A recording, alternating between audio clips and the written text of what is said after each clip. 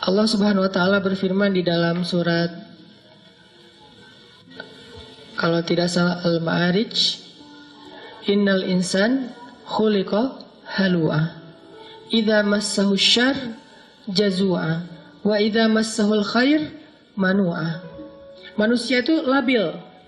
Idza massahu syarr jazua wa idza massahul khair manu'a. Emang kayak gitu. Manusia itu labil. Terus recovery kelabilannya tuh kayak gimana? Ternyata recovery itu akan cepat dan bertahan kalau kita belajar, yakin, dan berpegang teguh kepada Allah. Cepat recovery-nya, teman-teman. Para sahabat Nabi itu, gimana pun mereka soleh, mereka tetap manusia, kadang emosional juga. Tapi recovery-nya cepat. Contoh, Abu Bakar pernah sakit hati sama keluarganya, ada saudaranya yang memfitnah Aisyah. Dia nuduh Aisyah itu selingkuh. Sakit hati kan Abu Bakar? Akhirnya karena Abu Bakar sakit hati, Abu Bakar pun bersumpah. Abu Bakar posting juga, kata Abu Bakar, demi Allah, saya nggak bakalan ngasih lagi pertolongan dan bantuan kepada orang itu selama-lamanya. Kenapa? Udah terlanjur sakit hati sama dia. Bersumpah Abu Bakar, nggak akan nolongin dia lagi. Ternyata Allah komen di postingan itu. Apa komenan Allah? Janganlah seseorang yang diberikan kelebihan harta di antara kalian, surat An-Nur, bersumpah untuk tidak membantu saudaranya. Maafkanlah, berlapang dadalah. Tidak sukakah kalau kamu Allah mengampuni dosa-dosamu? Ala tuhibbuna ayyaghfirallahu lakum? Akhirnya ketika Abu Bakar baca komen ini, astagfirullahaladzim, langsung Abu Bakar delete postingannya. Posting baru. Mulai sekarang saya akan bantu dia 2 kali lipat. Allah langsung first like. Ya. Itu yang terjadi di dalam surat An-Nur. Kenapa Abu Bakar sedih? Karena beliau manusia. Kenapa Abu Bakar sakit hati? Karena beliau manusia. Sesoleh apapun tetap aja dia manusia. Cuma recovery-nya cepat. Kenapa? Karena berakatnya dengan Allah, bukan dengan makhluk. Kalau kita berakat dengan makhluk, susah recovery-nya. Tergantung orang itu. Kalau kita berakat dengan Allah, cepat recovery-nya. Karena Allah Rahimun, Rahmanun, Karimun, Jawadun. Allah itu maha baik. Misalnya, kita marah sama orang lain. Terus kita maafin dia. Apa akad dengan Allah? Nanti Allah maafin saya. Makin besar dosa orang yang kita maafin, makin besar dosa kita yang dimaafin sama Allah. Dosa apa yang paling besar yang dilakukan seseorang kepada kita? Tadi, ditikung. Ustadz, nggak mudah Ustadz maafin yang kayak gitu-gitu Ustadz. Saya tuh udah berusaha ya selama 5 tahun. Di tahun ke-5 ternyata gagal gara-gara dia. Padahal dia datangnya cuma beberapa bulan terakhir. Kenapa bisa nikung? Dia teman curhat kita. Kita curhat ke dia, ternyata dia dapat info dari kita, dia jalan duluan. Kan sakit banget tuh. Makin sakit, makin berat, makin besar dosa yang kita maafin dari orang lain, berarti makin besar dosa kita yang dimaafin sama Allah. Minimal 10 kali lipat. Itu akadnya, sehingga jadi ada motivasi untuk memaafkan orang. Ya udah deh, saya maafin biar Allah maafin saya. Emangnya kita nggak punya dosa? Kalau kita mau ngitung dosa kita, nggak usah jauh-jauh. Dosa sholat aja kita udah banyak tuh. Kita udah ninggalin sholat sejak kita balik usia 12 tahun. Kan kita dulu sering ngerasa 12 tahun tuh masih anak kecil ya, sehingga sholat suka belang-belantong gitu, nggak rapi. Kadang sholat, kadang nggak. Yang rajin cuma sholat maghrib doang ya. Isya subuh udah kelewat. Terus pas udah ABG dikit, usia 17 tahun masih sholat, cuma sering menjamak. Subuh dijamak dengan duha misalnya. Sholat juga subuh, tapi jamak. Dan itu istiqomah banget loh. Jadi dari bab sholat aja kita udah bermasalah, udah banyak dosa nih. Gimana mau amal-amal yang lain? Berarti caranya gimana? Maafinlah kesalahan orang yang lain supaya Allah maafin kesalahan kita. Akadnya sama Allah, recovery-nya gampang. Saya pernah pas di Bandung, mobil ditabrak dari belakang, serempet. Akhirnya penyok dan agak rusak. Terus orangnya marah duluan. Mungkin cara dia marah duluan biar ketahuan bahwa kita yang salah. Dia turun langsung marah-marah. Saya bilang, tenang aja, jangan marah-marah. Kita selesaikan baik-baik. Akhirnya dia agak down dikit, agak nyaman dikit, ngobrol, tapi tetap aja keras, nggak mau. Dan pas di ini dia nunjukin kartu bahwa dia anggota. Nah, karena dia anggota nggak mau ribut, ya udahlah, saya ganti rugi 2 juta. Pas sudah ganti rugi 2 juta dia pergi, saya berdoa, Allahumma ajurni fi musibati wa khluf li khairan minha. Ya Allah, saya dapat musibah nih, beri dong ganti yang lebih baik darinya. Tinggal minta aja sama Allah kan. Akhirnya yang tadi kita udah kayak ngerasa sedih banget gara-gara kita udah mobilnya rusak, harus bayar ganti rugi orang lain yang salah lagi tuh, karena dia mungkin pakai kekuasaannya daripada nanti ramai dan makin besar, habisnya udahlah 2 juta. Tapi minta ke Allah gantinya 20 juta. Lebih baik dari yang kita berikan. Gak lama seminggu kemudian benar-benar Allah ganti 20 juta cash. Bukan sedekah, jangan selalu menerjemahkan keajaiban itu dalam bahasa sedekah. Bisa juga dapat usaha apa, jualan apa yang keuntungannya banyak. Kayak saya dulu di Mesir jualan bakso. Kalau ada acara-acara kayak gini nih, ini saya ngeliat teman-teman di Jepang kayak nostalgia lagi kondisi dulu di Mesir ya. Lagi ada acara mahasiswa Indonesia di sana, namanya PPMI gitu. Saya jualan bakso, tapi saya nggak bisa bikin bakso, teman yang jualan. Terus saya bilang, ya udah kita bagi hasil aja ya, bagi 2, kamu 30%, saya 70 gitu. Dia mau, alhamdulillah dia bikinin, terus saya ini jual. Terutama buat acara mahasiswa Malaysia. Kenapa? Karena menurut saya orang Malaysia nggak bisa ngebedain bakso yang enak sama yang enggak. Soalnya di Malaysia nggak terlalu banyak kan. Kalau di Indonesia kan banyak tuh bakso. Akhirnya jual ke Malaysia. Nggak terlalu enak juga, mereka, wah enak Pak Cik, tak apa-apa gitu ya. Udah jualan. Kalau orangnya enakan. Orangnya nyaman gitu, saya kasih baksonya banyak. Kalau orangnya mukanya agak-agak kurang nyaman, kasih aja 2 lah. Nggak usah banyak-banyak datang. Pak Cik, mau bakso? Oh ya, kasih 10. Datang lagi, diam-diam, mau apa? Bakso, kasih 2. Pas, kok beda? Beda banget. Wajahnya beda gitu. Kalau yang datang mace, 15 lah gitu ya. 15 mace, 15 mah. Untung nggak? Untung tetap alhamdulillah.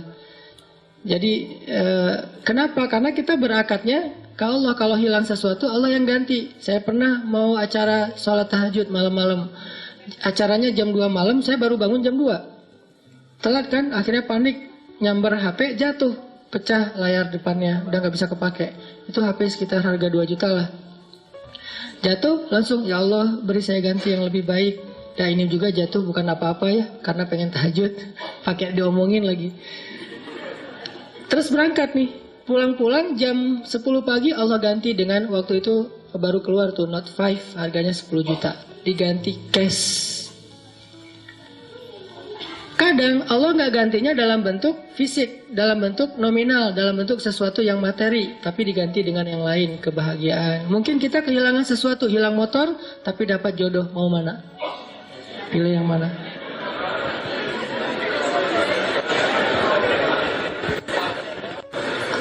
Jadian nih, gara-gara nikmat hilangnya motor. Pas ketahuan kita nggak punya motor, putus lagi.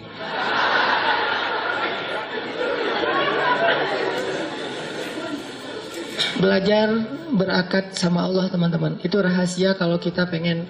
Karena Allah itu nggak pernah, pertama ingkar janji itu nggak pernah. Innallaha la yukhliful mi'ad. Nggak pernah ingkar janji. Kedua, Allah itu nggak pernah misalnya, maaf ya lagi sibuk, nggak ada tuh. Kita WA Allah terus nggak dirit, itu nggak ada ceritanya. Contreng 2 sih, cuman nggak biru-biru, nggak dirit lama gitu. Allah ngapain sih online berkali tapi yang saya mah nggak dirit misalnya. Itu manusia banget. Allah nggak kayak gitu. Kita baru nulis, ngirim, Allah langsung typing. Bukan cuma dirit, langsung bales. Gak mungkin Allah tuh ngebiarin kita minta terus nggak dibayar, nggak dibales lama. Nggak mungkin. Dan nggak mungkin juga Allah misalnya habis pulsa, habis kuota, itu nggak ada. Ala kulli syai'in qadir, maha kuasa atas segala sesuatu. Jadi kayaknya paling nyaman berakat itu sama Allah. Cuman kita harus ngerti cara Allah bermuamalah dengan kita. Tidak selalu materi, karena buat Allah materi itu nggak berharga banget. Kalau seandainya berharga, pasti Allah ngasih semua kita kekayaan. Tapi ternyata orang soleh nggak semuanya kaya. Tapi orang soleh itu rata-rata, bukan rata-rata, semuanya bahagia. Makanya tadi subuh saya cerita ada teman misalnya, baru hijrah, dia bilang gini, Ustadz, kenapa ya sejak hijrah hidup saya agak-agak kayak rezekinya jadi seret gitu, jadi susah.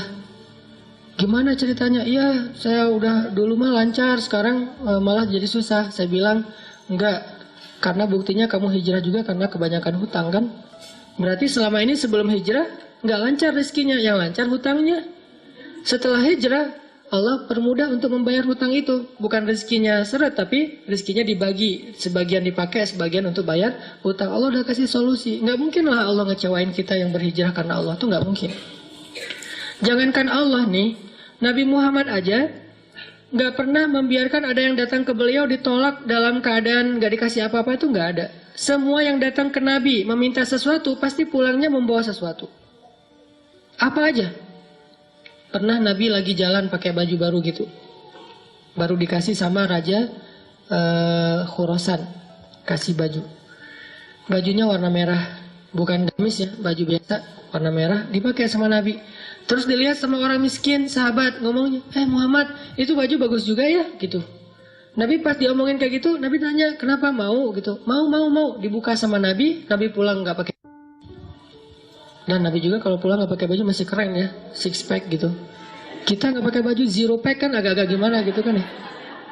Kan perut Nabi itu six pack kata sahabat, seperti batu yang tersusun kan.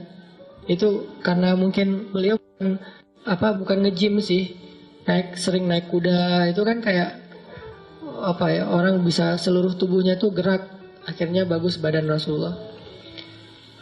Nabi nggak pernah mau ngecewain orangnya. Terus Nabi jalan pakai syalnya syal baru gitu. Untungnya nggak pakai kupluk baru ya, pakai syal doang gitu. Datang orang Badui ditarik syalnya, dilepas sama Nabi dikasih. Ada yang datang ke Nabi, ke Aisyah misalnya, Aisyah tuh cuma punya 3 butir korma. Dari pagi belum makan, untuk sahur aja nggak dimakan karena pengen dipakai untuk buka puasa hari itu. Datang satu orang ibu dengan 2 anaknya. Karena lapar bilang, Aisyah saya belum makan dari pagi. Aisyah langsung ngambil ngasih. Jadi nggak makan sahur, nggak berbuka puasa. Kenapa? Karena sifat Nabi itu tidak ada yang datang kepada beliau pulang dalam keadaan tangan kosong. Itu nggak ada. Nabi aja kayak gitu, apalagi Tuhannya Nabi, Allah Subhanahu Wa Taala. Nggak ada yang datang kepada Allah pulang dalam keadaan kecewa, itu nggak ada.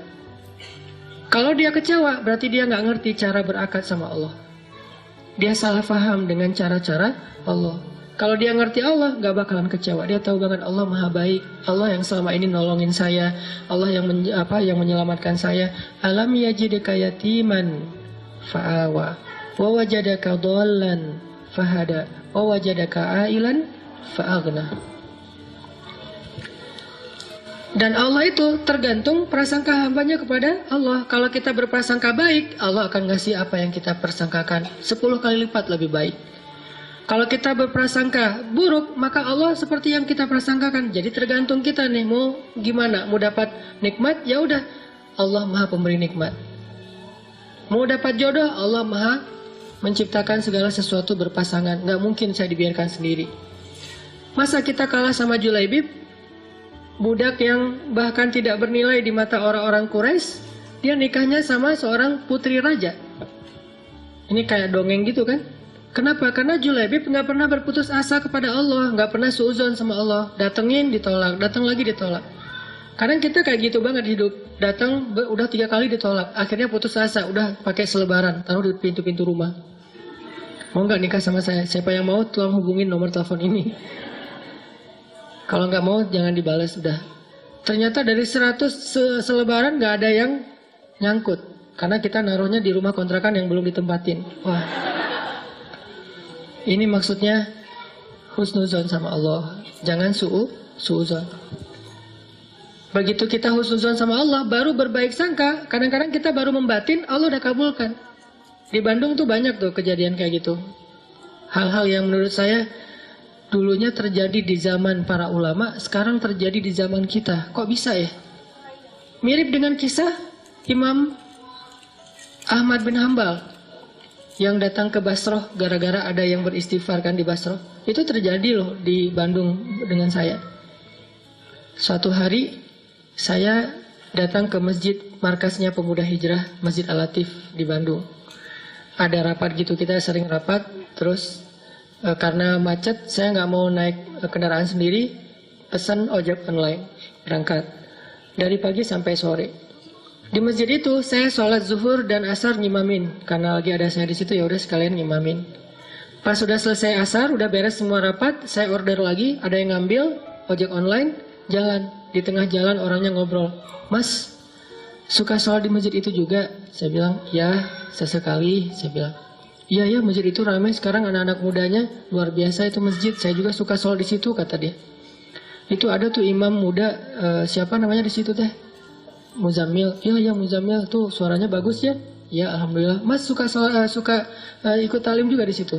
Kadang-kadang saya bilang.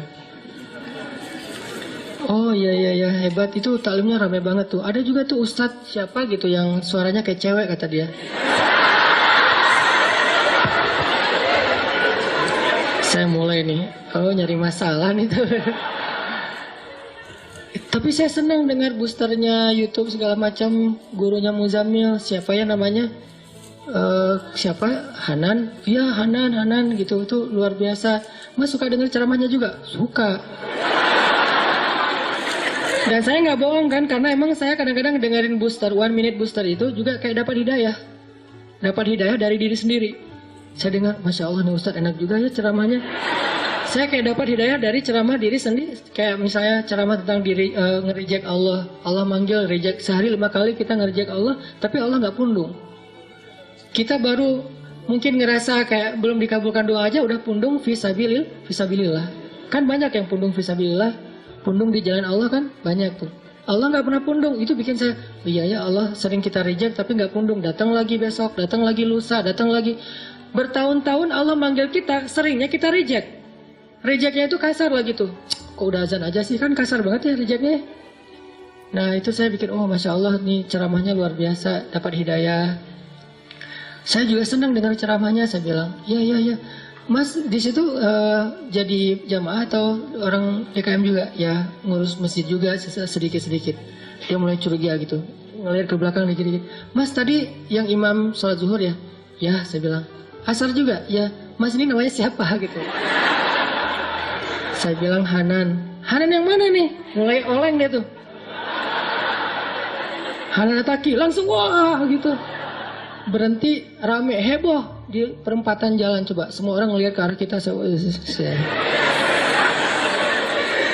Hanan Ataki, masya Allah gitu, dia langsung berhenti. Memang lampu merah sih, bukan gara-gara itu, berhenti. Langsung berhenti terus ngeliat, dia ngomong, masya Allah, saya selama ini tuh sering berdoa, ya Allah kalau ikut talim, saya pengen banget ketemu Ustadz itu, tapi jangan di taklim, yang berdua gitu, gimana caranya? Istighfar, salawat. Ternyata Allah kabulkan sebulan doang loh, dia kayak gitu. Sebulan kemudian Allah kabulkan, saya order ojek online, dia ngambil, akhirnya kita satu ojek berdua. Ngobrol sepanjang jalan, sampai ke rumah tuh heboh. Di rumah dia minta selfie, sampai ke tetangga pada ngeliat, ada apa sih, rame gitu. Heboh gitu kan, Masya Allah ternyata dia berdoa dengan istighfar dan salawat. Allah kabulkan, bukan saya yang soleh, dia yang soleh, makanya doanya dikabulkan.